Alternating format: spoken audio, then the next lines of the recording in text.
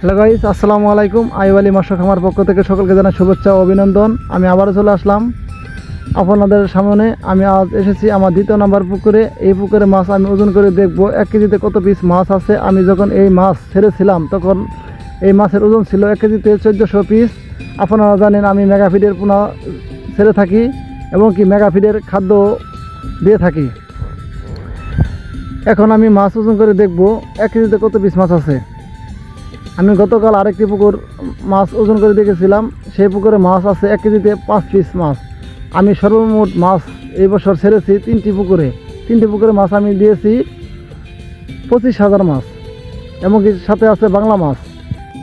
আমি নতুন খামারি, আমাকে আপনারা পরামর্শ দিবেন। আমি ছোটো খামারি হিসাবে আপনাদেরও আমি পরামর্শ দিব যতটুকু পারি।